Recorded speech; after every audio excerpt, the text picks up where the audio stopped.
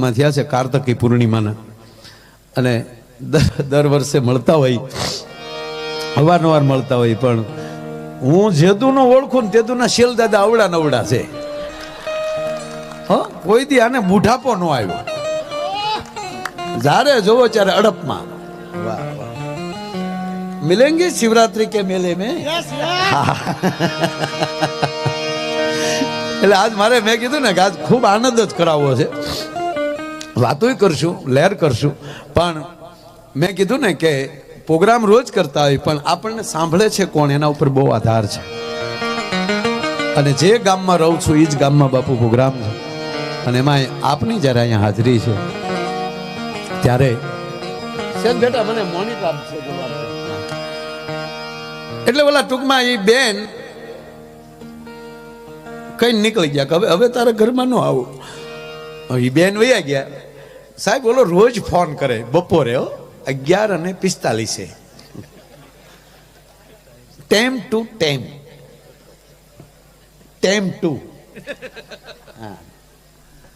11:45 થાય એટલે સાસુના ફોનમાં રિંગ જાય. સાસુ ફોન ઉપાડે. હા ચંપક. સાસુમાં અમુક તો હાહુ નહીં માં કેયો, મમ્મી આવી ગયા. મમ્મી નો થાય તારા ડોહા, તારે આમ તો મમ્મી જ થાય. હવે ઈ મમ્મી થઈ ઘીરેવી બેન નો થાય. થોડુંક અંતર રાખો ને ભાઈ, પ્રેમ સરખો રાખો. હા, એને માં જેટલો જ આદર આપો 100%. સસરાને પપ્પા કહેવાના આ કોઈ રીતું છે? ભલા મને આવ પપ્પા તમે આવી ગયા, પપ્પુડું થાય ડોહા તારે. હા, બાપ જેવું સન્માન આપો 100%. ભેદભાવની વાત નથી કરતો બિલકુલ, પણ અમુક શબ્દ મેં કીધું ને, શબ્દ આકાશનું છોરું છે, બોલાઈ ગયું એટલે પૂરું થાય. કાલ સવારનો એક નાગહેરીનો પ્રસંગ બાપુ, ચારણોના ઉતારા, અને એકવાર વહેલા એમ કહેવાય કે એ થોડાક દિવસો સુધી એમ કહેવાય કે આઈમાં રોકાણેલા, અને આઈમાં પાસે એક દરબારના ઘરનાએ એમણે કીધું કે માં તમે આ લોબડી જે કાળી રાખો છો ને એ મને આપો ને. એટલે એ લોબડી આપીને એમાં શાળાનો સમય, આઈમાં તો વયા ગયેલા, પણ આ કાળી લોબડી ઓઢી અને દરબારના ઘરના સાહેબ સવારમાં વહેલા વાહિંદુ કરતા હતા. દરબાર ક્યાંક બહાર ગયેલા, નામ જોગ મને ખબર છે સાહેબ આ ઘટનાની. જો શબ્દની કેટલી તાકાત હોય. દરબાર બહાર ગયેલા, રાતના મોડા આવીને સુતેલા, અને સવારમાં વહેલા બેઠા બેઠા એ ઓટલે બેઠા બેઠા દાંતણ કરે, અને હજી આમ ઝાખું ઝાખું મોં ઉજળું થયેલું, અને કાળી લોબડી આમ વીટવી, અને એમ કહેવાય કે એમના ઘરના છે એ વાહિંદુ કરે છે. અને દરબાર જોઈ ગયા, કરે રે શું કામ? અમુક ઓઢણું અમુકથી ન ઓઢી શકાય. એને એમ થયું કે આઈમાં આ કાળી લોબડી તો આઈમાં ઓઢે છે, આઈમાં મહેમાન થઈને આવ્યા છે, ચારણ જગદંબા આપણા ઘરનું કામ કરે એ સારું ન લાગે. એટલે ઉતાવળથી બોલાઈ ગયો કે એ માય મૂકી ગયો હાવણો, તમારે નો કામ કરાય. અન કાઠિયાણીએ ઊંચું જોઈને કીધું, દરબાર જોવો તો ખરા કે બસ હવે મોઢામાં શબ્દ નીકળી ગયો માં, એટલે હવે પછી મારે તારી સાથે માં સાથે વ્યવહાર કરવો પડે. સાહેબ આ શબ્દોની તાકાત છે. શબ્દ જીવાડી દેતો હોય છે, શબ્દ માણસને તારી દેતો હોય છે, એના એક શબ્દ માણસને મારી નાખતો હોય છે. હથિયારનો ઘા લાગ્યો હોય ને એ રૂજાઈ જાય સાહેબ, પણ વાણીનો ઘા લાગ્યો હોય ને કોઈ દી રૂજાતો નથી ભલા માણસ. આજે ભેખ પહેરી લેવા સાહેબ, જગતના ચોકમાં ભગવા પહેરી લેવા, એ એક સદગુરુનો શબ્દ લાગી ગયો સાહેબ. શબ્દ એ ક્યાં ફેરવી નાખ્યા? ઈંડા માલી બચ્ચું કરી નાખે. અત્યાર સુધી આપણે ઈંડા છે અંદર ને અંદર ખેખડ્યા કરીએ છીએ. એ તો સદગુરુ સાંચ મારે ને શબ્દની, ત્યારે એમાં એક નવો જન્મ થતો હોય છે ભલા માણસ. હું ઘણી વાર કહું, સદગુરુ માં છે. જ્યાં સુધી માં, એમાં માતૃત્વ જ્યાં સુધી પેદા, કારણ કે માનો યજ્ઞ છે. ગુરુ પણ માં છે.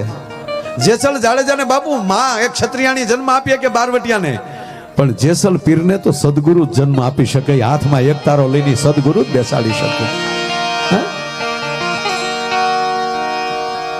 ટૂંકમાં મારે મેં કીધું એમ કે આને ફોન કર્યો, સાસુમાં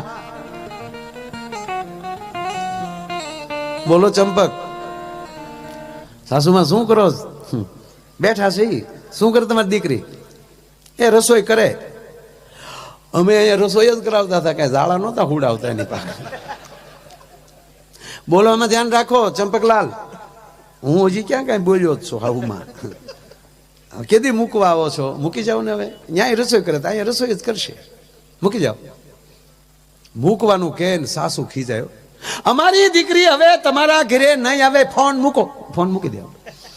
બોલો બીજે દી ફોન કરે. પર ડે બાપુ 11:45 આકાશવાણી અમદાવાદ, વડોદરા, રાજકોટ અને ભુજ 11:45 હમણાં સંપકલાલનો ફોન આવશે. ટેમ ટુ ટેમ આવે. બોલો રોજ ફોન કરે, રોજ કે ક્યારે મૂકવા આવો? અને સાસુ ખીજાય, નહીં આવે, હવે અમારી દીકરી તમારા ઘરમાં પગ ન મૂકે, ન મૂકે, ન મૂકે. ઓલો ફટ દઈને ફોન મૂકી દે. પાછો ફોન પર ડે કરવાનો. 11:45 ચંપકલાલનો ફોન જાય ને જાય. અને એક દિન સાસુ ખીજાય ને એના સસરાને ફોન આપ્યો કે આ તમારા ચંપકિયાને સમજાવો ને, કહી ગયો કે કડક થી. બીજે દિવસ સીધો સસરાય ફોન ઉપાડ્યો. હા ચંપકલાલ, લે શું કરો છો પપ્પા? બેઠા છીએ બેટા. હું કરે મારા સાસુની? એને જો ને મને ફોન પકડાયો. સરસ કહેવાય. શું કરે તમારી દીકરી? બસ એ રસોઈ કરે. પણ સંપર્ક એક કહું શું, હવે ફોન બંધ કર ને યાર. શું કામ રોજ ફોન કરે તારી સાસુને? શું કામ હેરાન કરે? તને કઈ આનંદ આવે? એ કે સસરાજી હાવ હાસુ કહું કે હા મને બહુ આનંદ આવે. શેનો આનંદ આવે? મારા સાસુ ત્યાંથી એમ કહે ને કે અમારી દીકરી હવે નહીં આવે અને તમારા ફળિયામાં પગ નહીં મૂકે. મને એમ થાય ભાઈ ભાઈ ભાઈ. અને પછી જે બપોરે જમવાનું પપ્પા ભાવે છે તા તો સસરા રોવા મળ્યા. ચંપકલાલ તમે આમ તો આનંદ કરીએ કો, હવે મારે તો બબે ભોગવવાના ને. સાહેબ એના માટેની આ જિંદગી નથી.